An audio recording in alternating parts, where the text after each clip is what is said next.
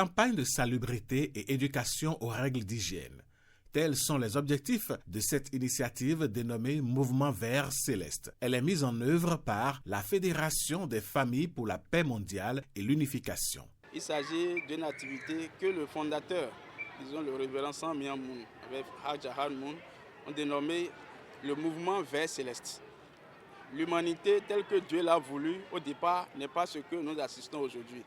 L'homme devait prendre soin de l'environnement pour que l'environnement soit véritablement vert. Aujourd'hui, nous avons les effets du changement climatique qui ont de conséquences néfastes sur l'humanité entière. Et c'est en vue de ça que l'initiative est prise. Il faut reconnaître que le Bénin fait partie des premiers pays où cette initiative a été implémentée avant de s'étendre dans environ 13 pays aujourd'hui. Avant cette sortie pour le nettoyage, les membres de la Fédération des familles pour la paix mondiale et l'unification ont procédé à une cérémonie dite de libération des ancêtres. C'est pour corriger ce qui ne s'est pas bien passé. Si nous voulons être honnêtes, nous ne posons pas toujours de bons actes. Quelquefois, nous sommes surpris même des actes que nous posons parce que nous sommes liés. Du point de vue du lignage, nous avons un lien étroit avec nos ancêtres, nos parents. Papa, grand-papa et autres, tout ça. Mais si ce fait que pendant qu'ils étaient ici sur la terre, ils n'ont pas eu à vivre conformément à la volonté de Dieu, à mener une vie de bien, il y a des répercussions sur nous. Donc nous avons besoin de comprendre cela. En mettant l'accent sur la salubrité de l'environnement, l'ONG veut inscrire dans les comportements quotidiens des gestes qui protègent la nature et l'homme.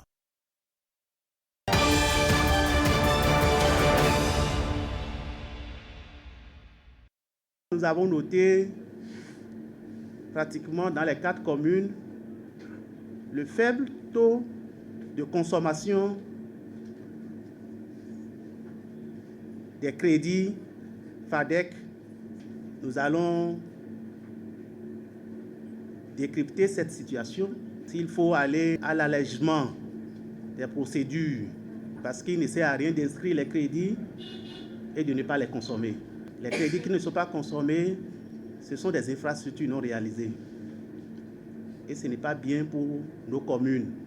Pour la question qui concerne la cohabitation pacifique entre éleveurs et agriculteurs, le gouvernement a fait déjà un grand pas. Il reste à sensibiliser. Pour ça, il faut que les comités fonctionnent. Les comités de veille pastorale. Autre chose, c'est la question liée aux transporteurs. Nous sommes en train de prendre nos dispositions pour lutter contre les chargements opaques qui sont source d'insécurité totale. Il y a aussi d'autres aspects qui concernent les chargements mixtes. Vous chargez les bagages et vous chargez encore les personnes. Je vous rassure que ce que les mairies peuvent corriger, elles vont corriger. Ce que la préfecture peut corriger, nous allons corriger. Ce que nous allons remonter au gouvernement, nous allons remonter au gouvernement. Je demande aux élus locaux d'observer la neutralité. C'est ça la responsabilité. Si vous leur dites la vérité, ils vont toujours vous accorder leur vote, leur suffrage.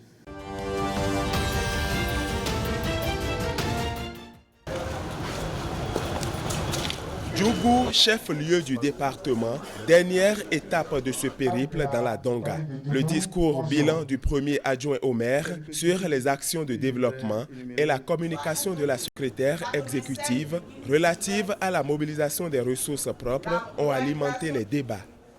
La mobilisation des ressources propres au niveau de la commune de Djougou.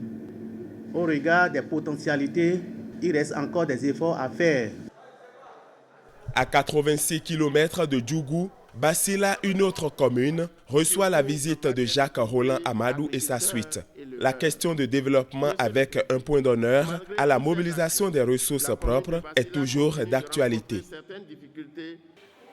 La mairie de Basila faire des efforts pour optimiser au quotidien ses ressources propres.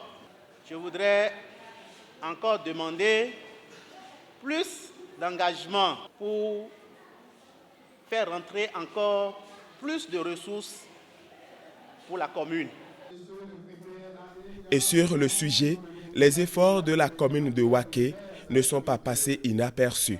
Je voudrais commencer par féliciter le maire et sa secrétaire exécutive pour les efforts de mobilisation des ressources propres.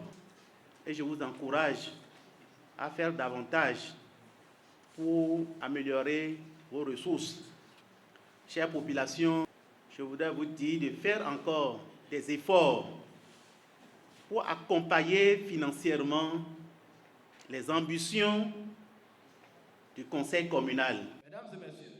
4 communes, différentes réalités et des défis dans chaque secteur, comme par exemple les tracasseries douanières avec pour conséquence la faible fréquentation du marché de Kassoua. Au prochain rendez-vous de la conférence administrative départementale et du conseil départemental de concertation et de coordination, ces préoccupations seront au menu, selon Jacques Roland Amadou. Par ailleurs, le préfet rassure les populations de son implication personnelle et de l'appui du gouvernement pour des solutions adéquates.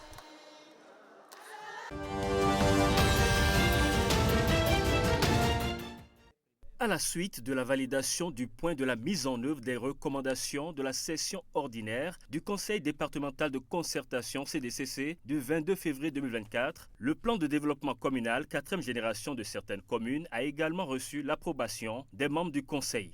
Certes, le chemin a été long à cause des exigences du nouveau guide, car le processus a démarré en août 2022, soit plus de 2 ans de travail acharné. Mais au regard de la qualité de ces documents, on peut affirmer sans se tromper que les fruits ont tenu la promesse des fleurs. En ma qualité de président de l'ADICOB, je m'engage avec l'ensemble des maires et les secrétaires exécutifs du département à faire vivre ces plans de développement au sein de chaque commune. Nous mettrons tout en œuvre pour assurer leur mise en œuvre efficace, car ils constituent non seulement des outils de planification, mais aussi des instruments pour la transformation sociale, économique et environnementale de notre département. La préfecture du Borgou a encouragé ces 8 communes pour les efforts consentis dans l'exécution des recommandations et en matière de planification de leurs actions. Au regard des nombreux défis à relever pour le développement durable de notre département et la création des conditions adéquates de vie pour nos communautés, je garde l'espoir que la présente session sera assortie de recommandations fortes susceptibles d'améliorer les indicateurs à divers niveaux. La présente session a enregistré 3 communications portant sur les institutions telles que l'Association béninoise pour le marketing social et la communication pour la santé, Population Service International, ABMS, PSI, l'Institut français de Parakou et la Fondation des États-Unis pour le développement en Afrique, leurs attentes et les opportunités qu'elles offrent aux populations.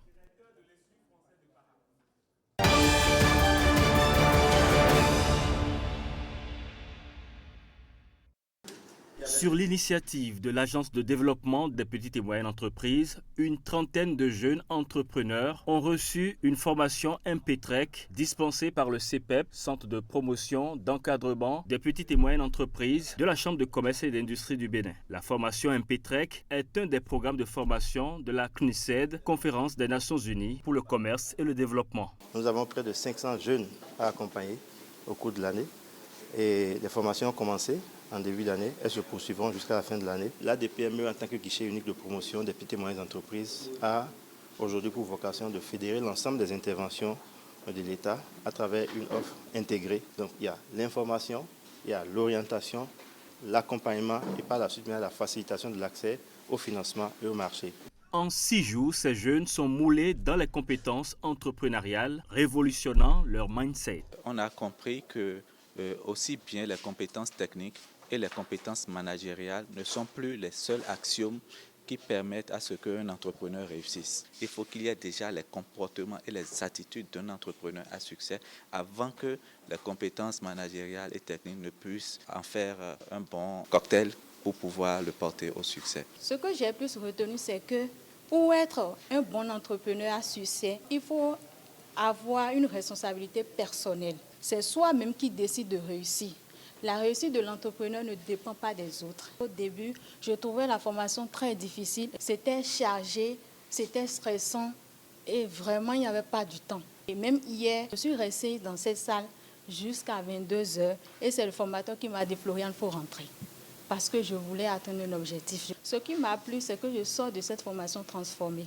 Outre les certificats de formation aux participants, des prix spéciaux sont décernés à des groupes d'entrepreneurs constitués lors de l'atelier pour leurs efforts d'appropriation de la formation. Une formation qui se poursuit dans le reste du pays.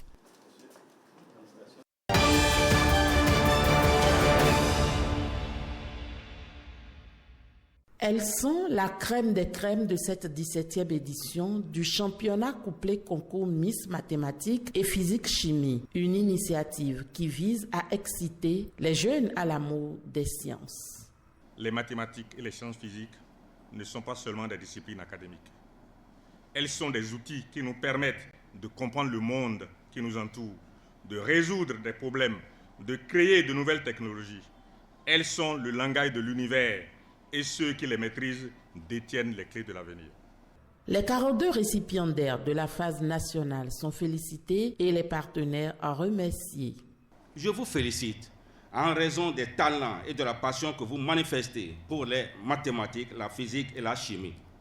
Je vous exhorte à maintenir le cap de l'excellence en sciences dures pour que le Bénin et l'Afrique puissent compter dans l'avenir sur vos compétences au service du développement.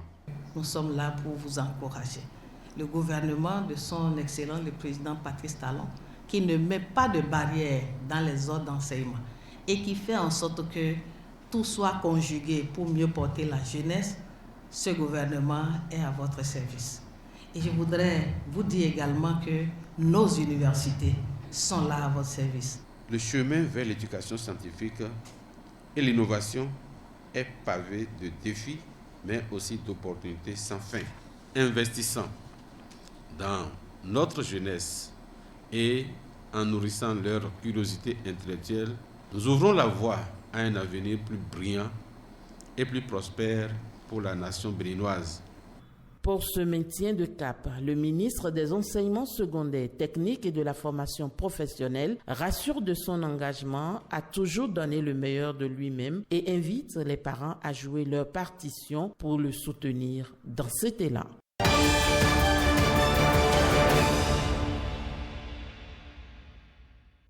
Ils sont ici en pleine visite des stands installés dans le cadre des journées portes ouvertes de la GIR Bénin, gestion intégrée des ressources en eau. Ils sont pour la plupart des étudiants ayant comme spécialité les questions liées à l'eau. Nous avons déjà vu le concept de GIR en cours, mais cette journée nous a permis de découvrir réellement les avancées dans le secteur, de nous permettre d'appréhender réellement ce qui se fait de façon concrète et non théoriquement. Nous avons découvert par exemple que en matière d'avancée sur la GIR, le Bénin est à hauteur de 75%. Nous sommes d'ailleurs deuxième de la sous-région après le Burkina Faso. Nous avons découvert assez de matériel qui utilise la DGO pour les sondages, pour la mesure des hauteurs d'eau dans les fleuves avec le linéomètre automatique. Le réseau des femmes professionnelles de l'eau et de l'assainissement prend une part active à ces journées. À travers les panels, les communications, nous avons pu comprendre que au niveau du Bénin, beaucoup de choses se font en matière de GIR, c'est-à-dire en matière de gestion intégrée des ressources en eau. Cela nous a quand même permis de voir qu'il y a des avancées, principalement au niveau de l'ODD 6, qui vise à garantir l'accès à tous à l'eau et à l'assainissement et une gestion durable des ressources en eau. L'eau, une denrée précieuse qui manque à certains endroits de la planète, d'où sa préservation.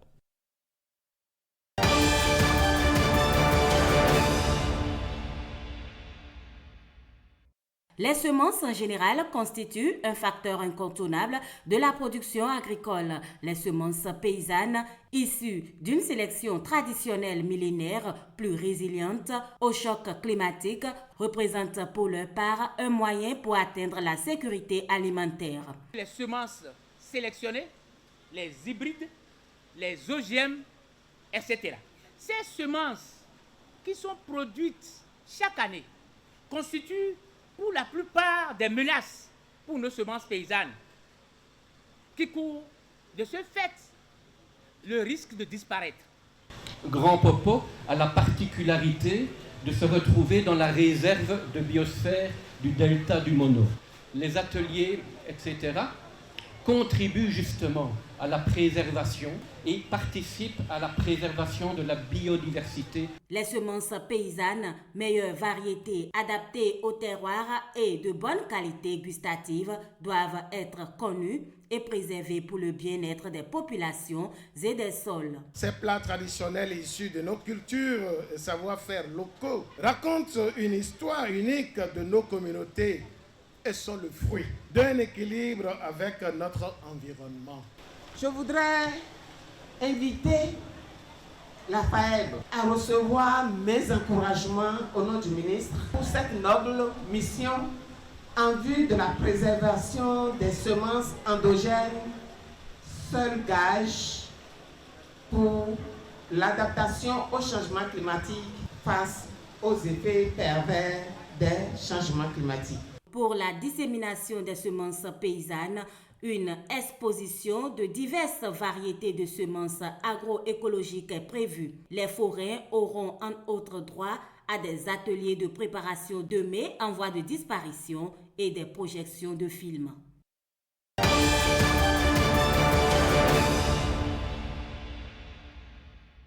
Depuis 2016, les centres Barka, développés par le programme d'appui à l'éducation, à la formation des enfants hors du système éducatif, se font remarquer par le taux de réussite de leurs apprenants à l'examen du certificat d'études primaires. Pour preuve, l'ensemble de ces centres a obtenu un pourcentage de 86,35 au CEP 2024. C'est donc pour reconnaître les efforts et le professionnalisme de ces animateurs qui assurent l'inscription, le maintien et la réussite des enfants hors de l'école que cette journée a été dédiée. Vos efforts méritent d'être encouragés. Nous avons donc décidé de vous rendre hommage et d'honorer ceux parmi vous qui se sont particulièrement distingués par leurs efforts en obtenant 100% de réussite au CEP 2024. Les animateurs ici présents vous promettent de ne pas s'endormir sur leur laurée et surtout travailler à tirer les autres vers un niveau de performance de vos vœux.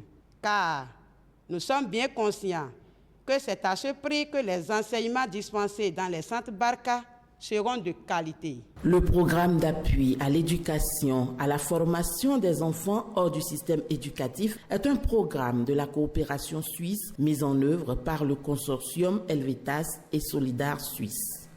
Je voudrais ici exprimer ma gratitude et la gratitude de la coopération suisse pour tout le travail de qualité mené par le personnel d'encadrement des centres Barka, permettant d'offrir une seconde chance aux enfants hors du système éducatif classique. Cette cérémonie est une nouvelle preuve de la réussite de l'institutionnalisation des alternatives éducatives dans notre pays. C'est donc avec une grande satisfaction qu'Helvetas appuie le MEP dans la gestion des centres Barka et l'institutionnalisation des alternatives éducatives. Ils sont au total 15 animateurs de centre Barka à recevoir leur lettre de félicitations. Les 2 meilleurs animateurs, en plus de leur lettre de félicitations, ont reçu chacun un cadeau.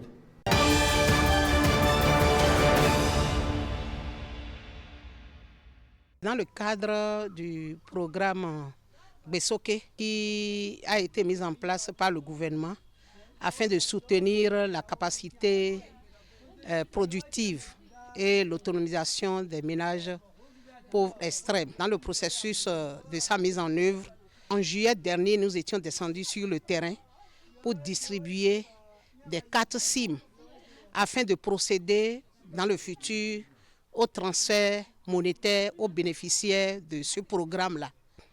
Au cours de cette opération de distribution de cartes SIM, nous avons constaté assez d'anomalies. Ces anomalies-là ne sont rien d'autre que les conséquences de la mauvaise foi de certains agents de terrain qui ont accompagné la mise en place de la base que nous appelons le registre social unique. Cette base a été mise en place depuis 2018. Eh bien, cette base, en plus de ce que nous avons constaté avec les agents de terrain, cette base s'est révélée caduque. Et du coup, il faut procéder à l'apurement avant de continuer le processus. C'est pour ça que nous sommes descendus sur le terrain cette fois-ci avec l'INSTAD pour procéder au croisement des informations et procéder en même temps à la certification des ménages devront bénéficier de ce programme-là. Je voudrais vraiment tirer un coup de chapeau au gouvernement pour sa détermination. Et le gouvernement est vraiment décidé à chasser de nos communautés la pauvreté. Il y a plein de programmes de filets sociaux qui vont au profit de ces communautés-là.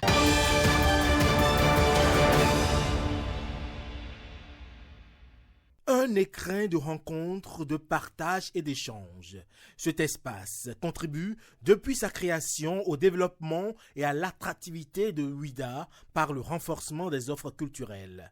Le Centre culturel de rencontres internationales CCRI John Smith. Son positionnement en tant que pôle de diffusion culturelle au Bénin se manifeste à travers une pluralité d'expressions artistiques, incluant l'écrit, les arts de la scène, la musique, les arts plastiques, ainsi que les conférences et les projections cinématographiques. Créé le 15 juin 2021, le CCRI John Smith célèbre ici 3 années d'existence.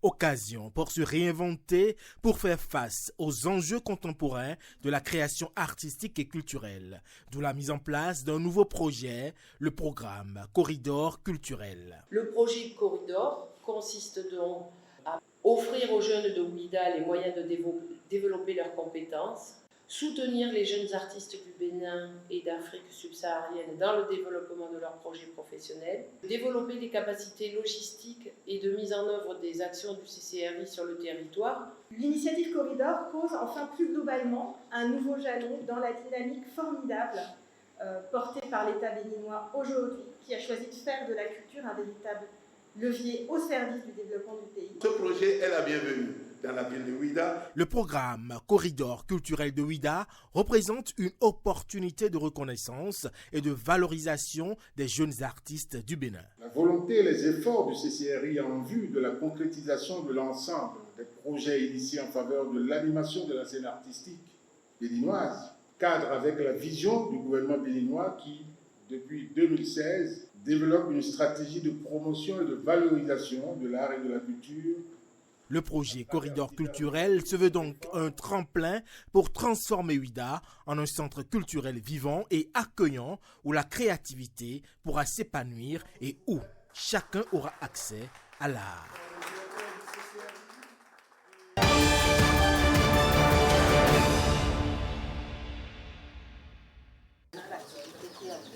Une phase de certification en prélude au transfert monétaire aux populations vulnérables préalablement recensées. C'est une opération qui vient régler les difficultés liées à l'identification des bénéficiaires du programme Besoké dont les données personnelles posent problème. Ils sont venus dans un premier temps faire l'enquête de certification. Dans le protocole, l'INSTAD est chargé de nous certifier la base que nous avons. C'est cette base-là que nous allons utiliser pour pouvoir faire les transferts. La certification nous a montré des résultats un peu mitigés. J'ai dit tout à l'heure, il reste 40% que nous n'avons pas atteints. Il y a encore, parmi ceux que les 60% qu'on a atteints, il y a environ 4000 sur lesquels on doute. Puisque lors de la remise des 4 SIM ou bien des 4 NPI, j'avais parlé tantôt des décès et des déplacés. Les gens ont tendance à remplacer. Dans ce processus de remplacement, ils biaisent la notion de ménage. Sur les 1747 qui devront bénéficier de ces 4 SIM, nous avons 1247 sur lesquels nous voulons faire cette enquête de certification dans la commune de Parakou. Nous sommes très contents du projet et nous sommes très contents de l'action du président, M. Patrice Talon. Nous sommes très contents du projet parce que la population attendait le projet depuis fort longtemps. On attend ça de gauche à droite, mais ici c'était en retard. Comme c'est arrivé aujourd'hui, nous sommes très contents. Le programme Filet de protection sociale Gbesoké vient en renforcement aux efforts mis en œuvre par le gouvernement béninois visant la réduction de la pauvreté et des inégalités sociales. Il va impacter des millions de personnes sur l'ensemble du territoire national. La phase pilote prend en compte une commune par département.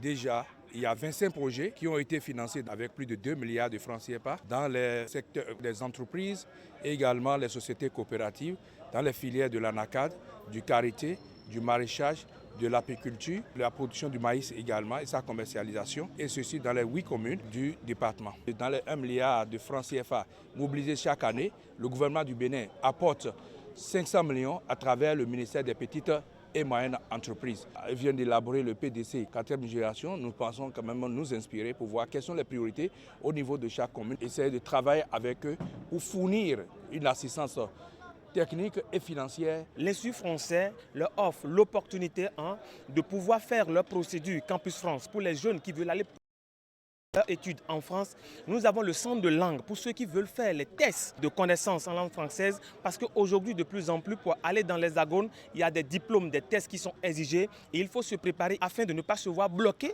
lors d'un déplacement pour défaut de ces pièces-là.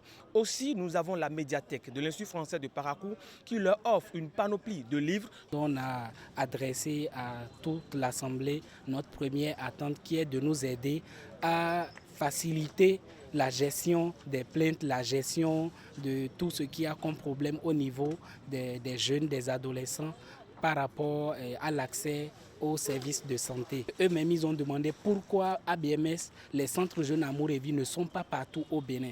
Donc il y a une attente aussi à leur endroit de nous aider dans les communes qui n'en ont pas pour que les autres jeunes aussi puissent en bénéficier.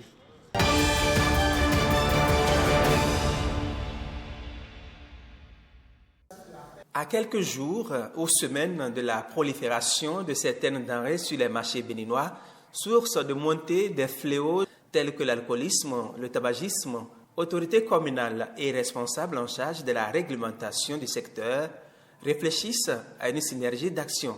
C'est pour apporter notre contribution à l'éradication de ce phénomène que nous avons retenu pour thème principal de cette présente rencontre. Je cite le ministère de l'Industrie et du Commerce face à la montée des fléaux concernant l'alcoolisme et le tabagisme. Il n'est pas rare que les gens s'endettent pour acquérir des produits de grande quantité, parfois qui ne sont pas de bonne qualité. Je reste convaincu que de vos échanges découleront donc des résolutions pour améliorer la performance économique de notre cher pays, le Bénin, et surtout à régler pas mal de problèmes dans notre département. L'éclosion des maladies dues à la prise des produits nuisibles constitue un obstacle à l'émergence de la jeunesse. Il y a quelques mois, il y a eu un arrêté pris par la ministre de l'Industrie et du Commerce pour lutter contre l'alcool frelaté en sachet qui est commercialisé sur les marchés. Donc c'est toujours dans cette dynamique-là, pour pouvoir assurer la protection des consommateurs que nous sommes, que cette activité-là a tout son sens. Bien avant la tenue de la présente rencontre, nous n'avions pas baissé les bras. Nous faisons de la répression. Mais face à l'ampleur du phénomène, nous nous retrouvons pour également échanger afin de voir si la répression est la meilleure solution. Face à l'accroissement des denrées de qualité douteuse sur le marché, les consommateurs sont invités à la prudence.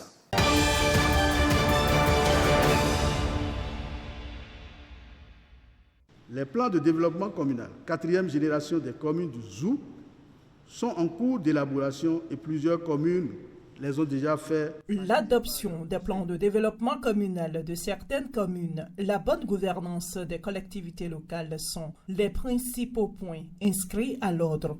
Les PDC des communes d'Agbanizou, de Boïko, de Kové, de Djidja, de Zakota et de Zobodome ont été transmis au ministère en charge du développement.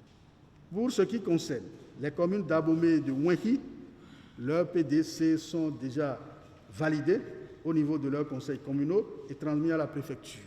Le seul PDC qui est attendu, celui de la commune de Zanyelando, se fait toujours désirer.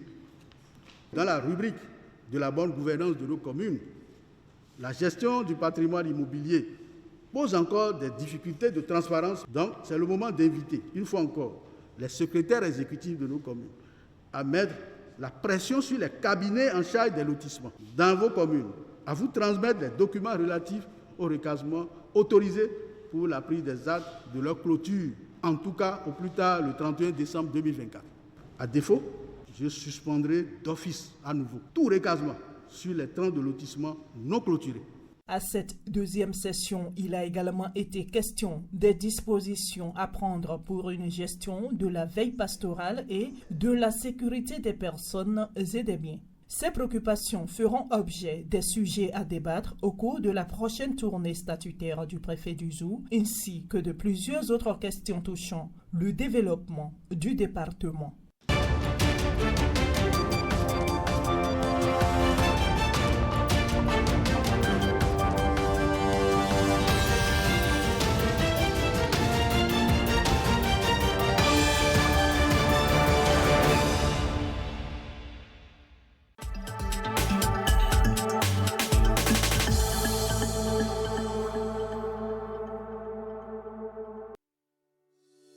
Comment